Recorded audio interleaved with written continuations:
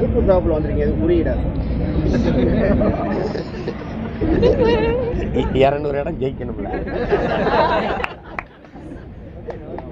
தேர்தல் நெருங்கிடுச்சுன்னா மற்ற கட்சியில வாக்கு நோக்கி பயணிக்குது, நாம் தமிழர் கட்சி ஏற்கனவே சார்பு பார்த்து எதனால? அதாவது நாங்கள் இயற்கையின் பிள்ளைகள் எல்லாரும். இந்த இவங்கெல்லாம் சாமியை காப்பாற்ற சொல்கிற பாருங்க, திருப்பரங்குன்றம்னு அவன் சாமியை காப்பாற்ற போராடுறான், நான் வாழுகிற பூமியை காப்பாற்ற போராடுறேன். இந்த சாமியில் இன்னொரு சாமியை கும்பிட்டுக்கலாம், இந்த பூமியில் இன்னொரு பூமி இல்லைல்ல. அதனால் உங்களுக்கே தெரியும், பீகாரில் 6 மாவட்டத்தில் அது யுரேனியம் வந்து தாய்ப்பாலில் கலந்துருச்சுன்றான்.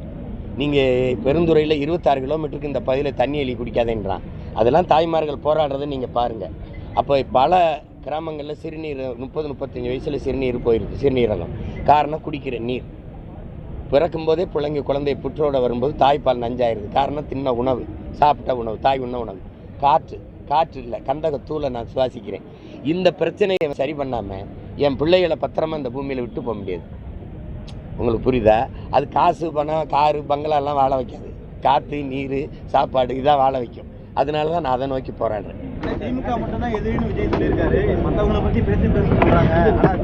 எனக்கு 4 எதிரி. என் தம்பிக்கு ஒரே ஒரு வில்லன், எனக்கு 4 வில்லன். திமுக, அதிமுக, பாரதிய ஜனதா, காங்கிரஸ்.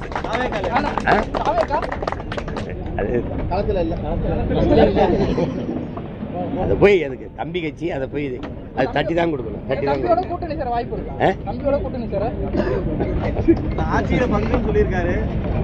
இங்க பாருங்க, அவங்களுக்கு எல்லாம் பெரியார். எனக்கு என் இனத்தின் முன்னோர்கள் எல்லாரும் பெரியார்.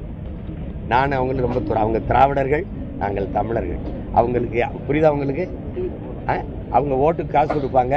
நான் என்ன சொல்லுவேன், அம்மா நீ நோட்டை வாங்கிட்டு ஓட்டை வைக்கிறம்மா, அந்த ஓட்டை வாங்கிட்டு நாட்டை வைக்கிறாம்மா, அது கூடாதுமாம்மா. எங்களுக்கு கொள்கையில் 2000 கிலோமீட்டர் வித்தியாசம்.